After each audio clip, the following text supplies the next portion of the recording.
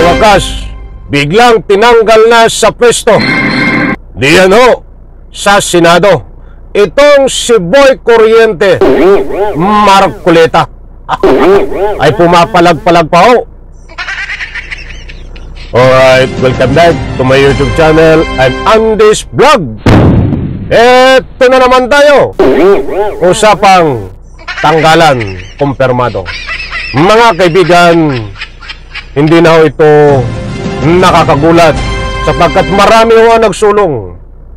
Natanggalin talaga sa pwesto diyan sa Senado itong si Boy Kuryente Marcoleta. Taong bayan sumisigaw ho. Ito ang inyong kahilingan dininigo. At tuluyan na ngang tinanggal itong si Boy Kuryente Marcoleta. Sa like ko sa video na ito kung nagustuhan niyo po. Sabay-sabay po nating i-like ang video na ito. Sa lahat ng hindi pa nakasubscribe dito sa aking YouTube channel, please subscribe. Pwede rin po kayo mag-share ng video na ito. Mga kaibigan, huwag po kayong aalis kapag mayroon po kayong pagkakataon. Samahan niyo po ako. Panoorin hanggang dulo ang vlog na ito. Dito niyo ho makikita, mapapakinggan, mapapanood itong kumpirmasyon na itong si Boy Kuryente Marcoleta ay sinipa ho. Pagkasipa sa kanya pumapalag-palag pa. Eh bulit hindi nagmakaawa. Bias ka eh. Nangyun ang napapala na ikangay nag-ahari-harian diyan sa loob ng Senado na ang paghahari niya ay hindi ho kapakanan ng taong bayan, kapakanan ng Republika ng Pilipinas. Bagos nag-ahari-harian ito si Boy Kuryente sa loob ng Senado para gamitin siya at gamitin ang Senado sa sariling interest at interest ni Sara Duterte at ang kakampi niyang mga senador. Eto, shout out po sa lahat mga kaibigan. Nako,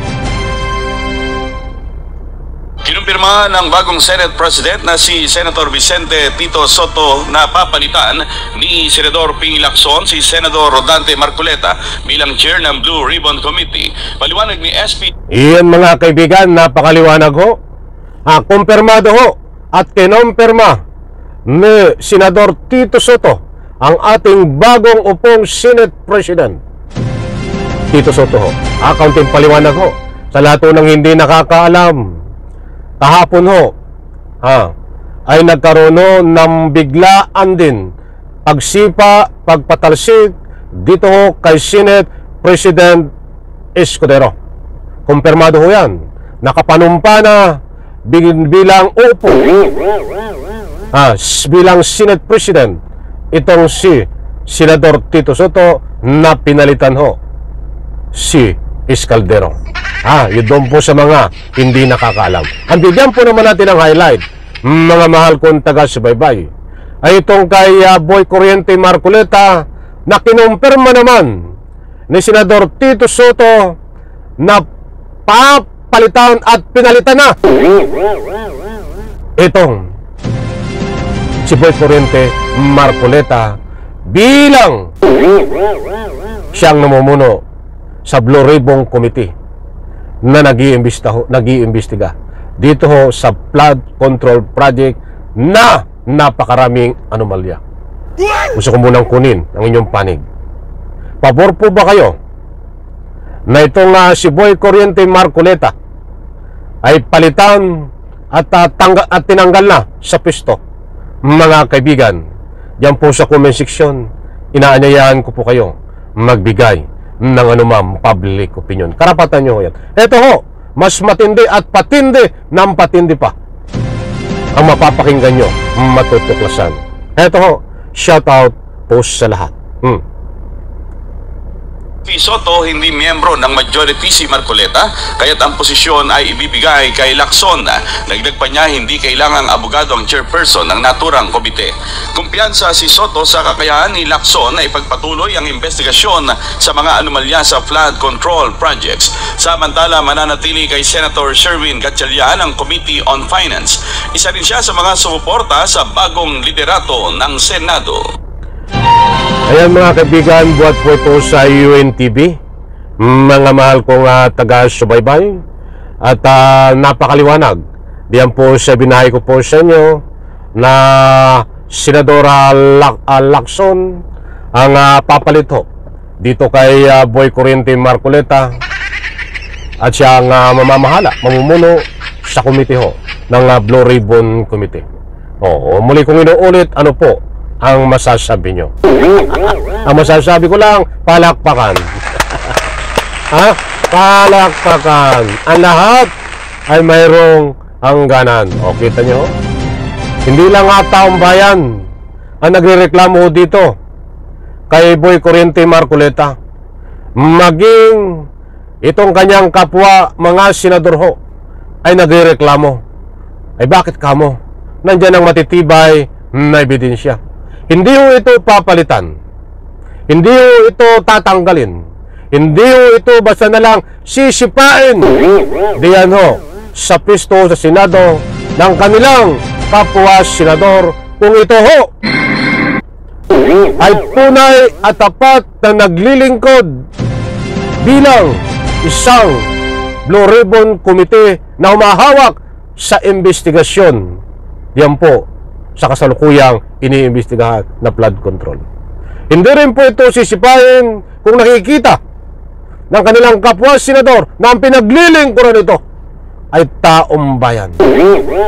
Mga kaibigan, sampol pa lang ho yan, mga nabanggit ko na yan, ng mga dahilan. Marami pang dahilan kung bakit ho ito ay biglang tinanggal sinipa sa pwesto. Pinagtulong-tulungan patalsikin. Di ba?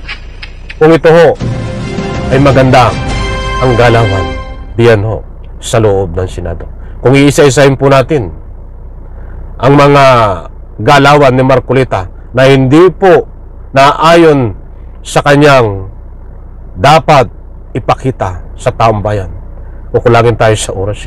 Alam ko, nasubaybayan nyo ito si Boy Corinti, mga kaibigan. Kaya nga ang impeachment, ano nangyari? Ay magkakasangkot ito si Boy Portwood Escaldero, Marcoleta, Bato Bongo.